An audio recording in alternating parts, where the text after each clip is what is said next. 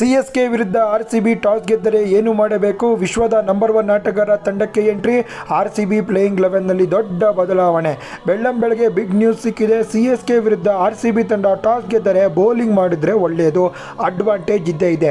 RCB playing 11ನಲ್ಲಿ ದೊಡ್ಡ ಬದಲಾವಣೆ. DDP ಜಾಗದಲ್ಲಿ ಮನೋಜ್ ಬಾಂಡಿಗೆನ ಕರ್ಕೊಂಡ್ಬರ್ಬೇಕು. ಡಿಡಿಪಿ ಟಾಪ್ ಆರ್ಡರ್ ಬ್ಯಾಟ್ಸ್ಮನ್ ಆಗಿದ್ರು ಕೂಡ ಜಾಗ ಇಲ್ಲ.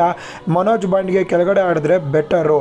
ಇನ್ನೊಂದು ಬದಲಾವಣೆ ಏನಪ್ಪ ಅಂದರೆ, ವಿಶ್ವದ ನಂಬರ್ 1 ಆಟಗಾರ ಭುವನೇಶ್ವರ್ ಕುಮಾರ್ ಅವರು ಫಿಟ್ ಆಗಿದ್ದಾರೆ. ದಿನೇಶ್ ಕಾರ್ತಿಕ್ ಕಡೆಯಿಂದ ಬೆಂಕಿ ಅಪ್ಡೇಟ್ ಸಿಕ್ಕಿದೆ.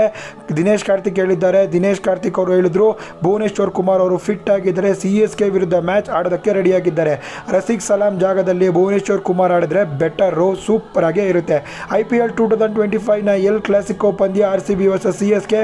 ವಿಶ್ವದ ನಂಬರ್ 1 ಬೌಲರ್ ಭುವನೇಶ್ವರ್ ಕುಮಾರ್ ಅವರು ಎಂಟ್ರಿ ಕೊಟ್ಟರೆ ಆರ್ಸಿಬಿ ಬೌಲಿಂಗು ಬಲಿಷ್ಠವಾಗಿರುತ್ತೆ ಗುರು. ಪೇಸ್ ಅಟ್ಯಾಕ್ ಅಂತೂ ಸೈಕ್ ಆಗಿದೆ.